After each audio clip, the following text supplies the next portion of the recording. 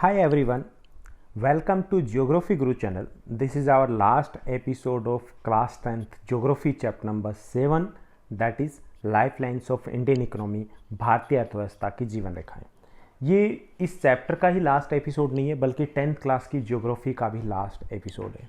Finally आपकी geography है वो इस एपिसोड के साथ कंप्लीट हो जाएगी। आज का जो हमारा सेशन रहेगा उसमें हम बात करने वाले हैं हमारे देश की अर्थव्यवस्था की कुछ और आधारों की, कुछ और पिलरों की। अभी तक के पहले 3 सेशन में हमने सिर्फ परिवहन के साधनों की बात की थी। इसके अलावा किसी भी देश के आर्थिक विकास में संचार के साधन हैं, संचार के साधनों के साथ अंतर्राष्ट्रीय व्यापार, पर्यटन, ये भी महत्वपूर्ण भूमिका निभाते हैं। तो चलिए आज के सेशन में हम इन्हीं के बारे में बात करते हैं।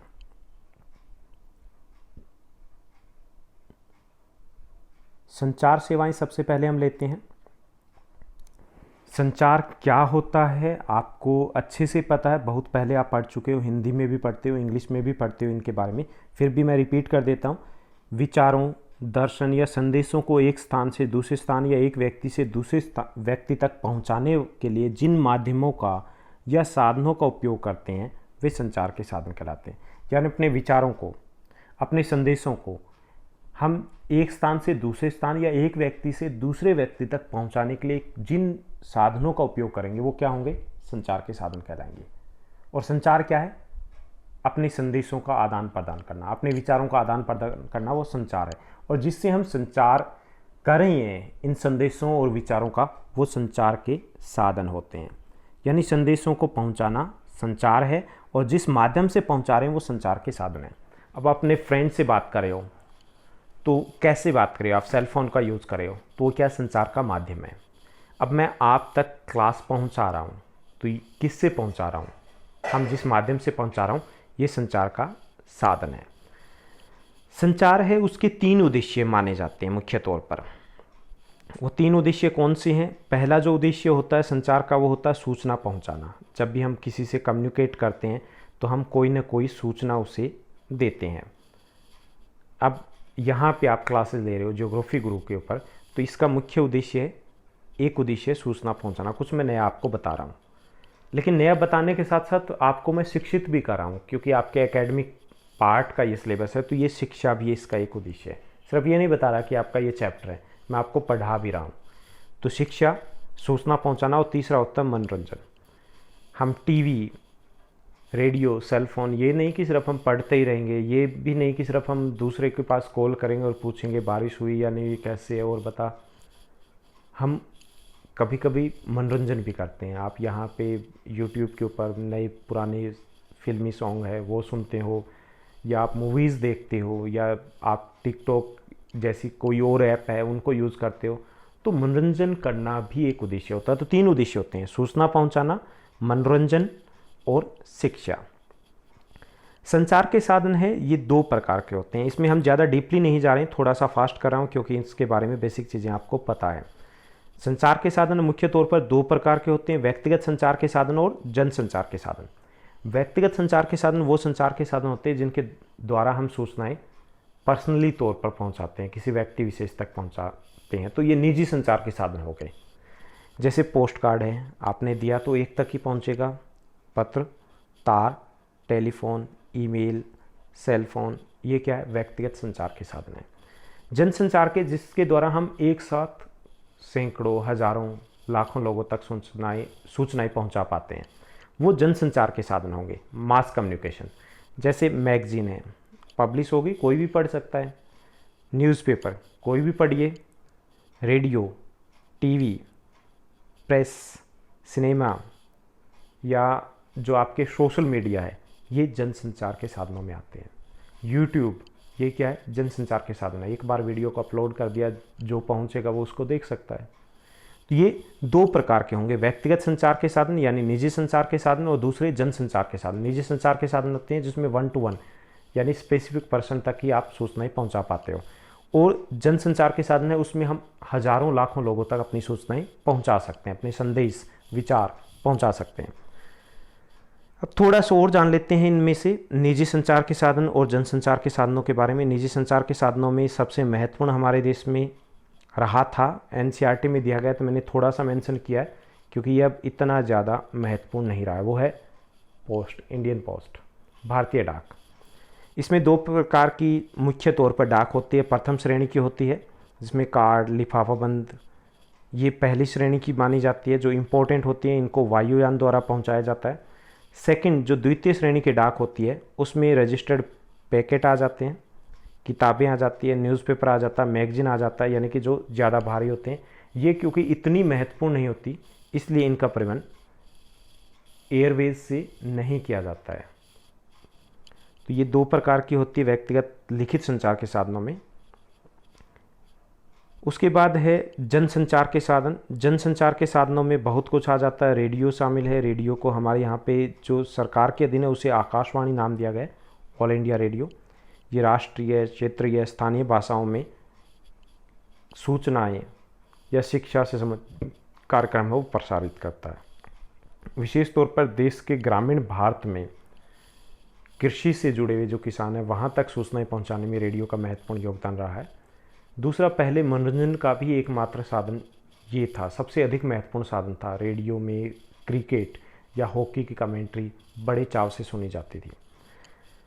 अब इतना महत्वपूर्ण नहीं रहा है। शहरों में हालांकि एफएम रेडियो स्टेशंस आ गए हैं जो मनोरंजन की सुविधा प्रदान कर रहे हैं और उन लगातार वो पॉपुलर भी हो रहे हैं। टेलीविज़न जो सरकार के अधीन है वो दूरदर्शन है। इसके अलावा हज़ारों की संख्या में प्राइवेट टीवी चैनल्स है वो अवेलेबल हैं। न्यूज़ के भी काफ़ी ज़्यादा मिलेंगे, मूवीज़ के अलग अलग कैटेगरीज़ के मिलेंगे। और हमारे यहाँ पे दूरदर्शन है वो विश्व के वृहत्तम संचार तंत्र में से एक है, देश के हर कोने तक उपलब्ध है।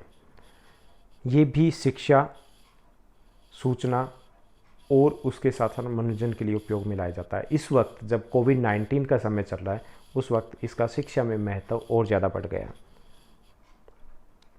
मैगजीन और फिल्म ये भी अन्य महत्वपूर्ण जनसंचार के साधन हैं। ज़्यादा बताने की आवश्यकता नहीं है, आपको पता है कि इनके द्वारा हम क्या कर सकते हैं। तो ये था संचार के साधन जो ज़्यादा इम्पोर्टेंट नहीं रहा क्योंकि रिलेवेंट नहीं रहा आपका एनसीईआरटी का मटेरियल। इसमें डाक परिवहन के बारे में, इंडियन पोस्ट के बारे में काफ़ी कुछ बताया गया है, या एसटीडी के बारे में आपकी बुक में दिया गया। अगर आप देखोगे तो वो इतनी महत्वपूर्ण नहीं रही है जो जिस वक्त बुक पब्लिश की गई थी उस वक्त ये जितनी इंपॉर्टेंस इनकी थी। अंतर्राष्ट्रीय व्यापार है, ये महत्वपूर्ण है, इससे रिलेटेड आपका क्वेश्चन बन सकता है बोर्ड एग्जाम के लिए और एनटीएससी दोनों के लिए। अंतर्राष्ट्रीय व्यापार क्या होता है सबसे पहले हम ये जानेंगे, या व्यापार क्या होता है या कहाँ किया जाता है। सबसे पहले व्यापार क्या होता है? व्यक्तियों के बीच में या राज्यों और देशों के बीच में वस्तुओं का आदान प्रदान करना, वस्तुओं का ही क्यों, वस्तुओं और सेवाओं का आदान प्रदान करना व्यापार कहलाता है। आप मार्केट से सामान लेके आते हो, ये भी व्यापार है। जो फुटकर व्यापारी है उससे आपने सामान लिया, आपने एग्रीकल्चर प्रोडक्ट वो प्रोवाइड किया, तो वो क्या है, ये भी व्यापार है। या सेवाएं दी, सेवाएं जैसे आप डॉक्टर के पास जाते हो, आपको सर्विस दे रहा, तो ये भी एक व्यापार का ही हिस्सा है। बाजार क्या होता है कि बाजार ऐसी जगह होती है जहाँ पर वस्तुओं का विनिमय आदान प्रदान किया जाता है, यानी जहाँ पर व्यापार किया जाता है। ये 1 मार्क्स के टर्म्स हैं या क्वेश्चंस हैं। अंतर्राष्ट्रीय व्यापार क्या होता है? जब व्यापार दो या दो से अधिक देशों के बीच में होता है तो उसे हम अंतर्राष्ट्रीय व्यापार कहते हैं। ये समुद्री के साथ साथ हवाई या स्थलीय मार्गों से होता है, जिसके बारे में हमने डिटेल से पढ़ा इस चैप्टर में। तो ये बेसिक टर्म्स थी, लेकिन यहाँ ये सबसे इंपॉर्टेंट क्वेश्चन बन रहा है आपका, वो है व्यापार संतुलन क्या होता है। किसी भी देश के आयात और निर्यात का अंतर व्यापार संतुलन कहलाता है, बैलेंस ऑफ ट्रेड। यानी कि हम इंपोर्ट करते हैं, एक्सपोर्ट करते हैं, उसमें जो अंतर होगा, एक चीज़ तो अधिक होगी, एक कम होगी, वो व्यापार संतुलन है। अब अनुकूल और प्रतिकूल दो प्रकार का हो सकता है। अनुकूल हो सकता है या प्रतिकूल, या असंतुलित और संतुलित हो सकता है। अनुकूल क्या होता है कि अगर निर्यात मूल्य आयात मूल्य से अधिक हो, यानी निर्यात अधिक हो और आयात कम हो, तो उसे अनुकूल कहेंगे। यानी हमने 1000 करोड़ का सामान निर्यात किया, एक्सपोर्ट किया, और 700 करोड़ का हमने आयात किया, 300 करोड़ का हमें लाभ मिल रहा है, तो ये क्या, अनुकूल है, हमारे लिए फ़ायदेमंद है, संतुलित है। असंतुलित क्या होता है कि जब निर्यात की अपेक्षा आयात अधिक हो, आयात हम ज़्यादा का कर रहे हैं और निर्यात कम का कर रहे हैं, तो हम लॉस में जा रहे हैं। आपकी इनकम है वो 100 रुपये की और आप खर्च 150 रुपये रहे हो, तो ये क्या है, असंतुलित है, प्रतिकूल है। तो व्यापार संतुलन क्या होता है, कितने प्रकार का होता है, बहुत इंपॉर्टेंट है आपके बोर्ड एग्जामिनेशन के लिए और एनटीएससी दोनों के लिए। तो ये था हमारा अंतर्राष्ट्रीय व्यापार। अब हम पर्यटन की बात करते हैं। पर्यटन का एक 5 मार्क्स का क्वेश्चन है, काफ़ी बार बोर्ड एग्जाम का हिस्सा रह चुका है। पर्यटन का महत्व क्या है? पर्यटन आप सभी को पता है कि जब मनोरंजन के उद्देश्य से किसी स्थान पर जाया जाता है, यानी कि किसी स्थान की यात्रा की जाती है, तो उसे हम पर्यटन बोलते हैं। पर्यटन है ये भी व्यापार के तौर पर उभर के सामने आया, देश की अर्थव्यवस्था में महत्वपूर्ण भूमिका निभाता है। बहुत सारे विश्व के ऐसे देश हैं जहां अर्थव्यवस्था है वो टिकी होती है सिर्फ और सिर्फ पर्यटन के ऊपर। हमारा पड़ोसी देश मालदीव है, इसी प्रकार का देश है जहां पर्यटन के ऊपर अर्थव्यवस्था वो टिकी हुई है। 2003 की अपेक्षा 2010 के दौरान देश में विदेशी पर्यटक है उनके आगमन में लगभग 12% है वो बढ़ोतरी दर्ज की गई है। और हमें 2010 में लगभग 65,000 करोड़ विदेशी मुद्रा की प्राप्ति हुई थी पर्यटन से। तो इससे अंदाज़ा लगा सकते हो अपनी कितनी इनकम हो रही है। लगभग 150 लाख लोग पर्यटन उद्योग से प्रत्यक्ष तौर पर जुड़े हैं। प्रत्यक्ष तौर पर जो सीधे तौर पर जुड़े हैं, अप्रत्यक्ष तौर पर भी उतने ही लोग और जुड़े हैं। पर्यटन का महत्व क्या है, ये इम्पोर्टेंट क्वेश्चन है, बहुत इंपॉर्टेंट क्वेश्चन है ये, कि पर्यटन इतना महत्वपूर्ण क्यों है या इसका महत्व क्या है। तो पर्यटन का महत्व क्या है ये हम जानते हैं। पहला ये कि इससे हमें विदेशी मुद्रा प्राप्त होती है, जैसा कि 2010 में हमें 65,000 करोड़ रुपए विदेशी मुद्रा प्राप्त हुई थी।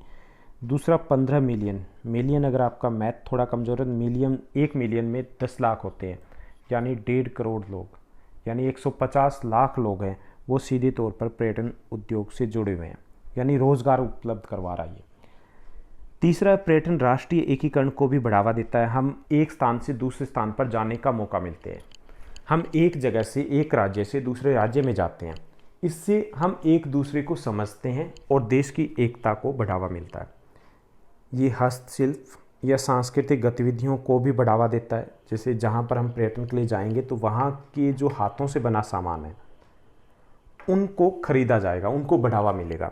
और एक दूसरे की संस्कृति है उसको भी हम समझेंगे, जो अच्छी चीज़ें उनको हम अपनाते हैं, तो उसके लिए भी महत्वपूर्ण है। ये अंतर्राष्ट्रीय समझ के विकास में भी मदद करता है। हम एक दूसरे देश की संस्कृति, उनकी हिस्ट्री, उनको समझ पाते हैं। आपसी भाईचारा है वो मजबूत होता है। अंतर्राष्ट्रीय व्यापार है वो देश के आर्थिक विकास में मदद करता है, एक पक्षीय नहीं, क्योंकि टूरिज़्म है, पर्यटन है, वो कई पक्ष होते हैं उसके। जैसे हेरिटेज टूरिज़्म है, जो ऐतिहासिक स्थल है वहाँ पर वो आते हैं लोग। इको टूरिज़्म है, जो वन है या नेशनल पार्क है वहाँ के लिए वो आते हैं, जहाँ की इकोलॉजी जो बेटर होती है। एडवेंचर टूरिज़्म है, जो एडवेंचर को बढ़ावा देता है। कल्चरल टूरिज़्म है, जो अलग अलग संस्कृति है उसके लिए वहाँ पर आकर्षित होकर के लोग आते हैं। मेडिकल टूरिज़्म, ये बहुत महत्वपूर्ण है। हमारा देश अब बहुत तरक्की कर रहा है, काफ़ी सारे लोग हैं जो यहाँ पर मेडिकल इलाज के लिए यहाँ पर पहुँचते हैं, क्योंकि यहाँ की स्वास्थ्य सेवाएं काफ़ी सस्ती है। यूरोपीय देशों की बात की जाए तो वहाँ का 1/3 है यहाँ पर खर्चा जो होता है, तो इसमें भी हम काफ़ी आगे बढ़े हुए हैं। बिजनेस टूरिज़्म, बिजनेस के उद्देश्य से भी, क्योंकि बड़ा देश है, एक बड़ा बाजार है, संसाधन उपलब्ध है, कच्चा माल भी उपलब्ध है, तो उस उद्देश्य से भी काफ़ी सारे लोग यात्रा करते हैं। तो ये टूरिज़्म के अलग अलग प्रकार हैं, और ये क्योंकि अलग अलग प्रकार है, अलग अलग क्षेत्रों से जुड़े हैं, तो देश की अर्थव्यवस्था के विभिन्न क्षेत्रों के विकास को बढ़ावा देते हैं ये। तो ये था टूरिज़्म क्या है, पर्यटन क्या है, और पर्यटन का हमारे देश की अर्थव्यवस्था में क्या महत्व है। बहुत इंपॉर्टेंट क्वेश्चन है ये, आपके बोर्ड एग्जाम का हिस्सा रहा है और पॉसिबली आगे भी रहेगा। तो ये था हमारे इस चैप्टर का, ज्योग्राफी के 7 चैप्टर का 4th और लास्ट सेशन। उम्मीद करता हूँ बहुत अच्छे से पढ़ रहे होंगे, सब कुछ समझ में आ रहा होगा, नोट्स प्रिपेयर कर रहे होंगे। एनटीएससी की तैयारी अगर कर रहे हो तो वो भी बहुत अच्छे से जा रही है। अगर नहीं कर रहे हो तो आप शुरू कर दीजिए, क्योंकि हम जब दौड़ते हैं हमारी अपने पॉइंट्स, हम कहाँ पे खड़े हैं, क्या हमारे पॉजिटिव पॉइंट्स है, कहाँ पर हम लैग कर रहे हैं, पीछे रह रहे हैं, वो हमें पता चलता है। तो शुरुआत कर दीजिए, अभी से देरी नहीं है। और अगर आपको अच्छा लग रहा है सब कुछ तो लाइक ज़रूर कीजिएगा, शेयर कीजिएगा, सब्सक्राइब कीजिएगा। Thank you, have a nice day and all the best.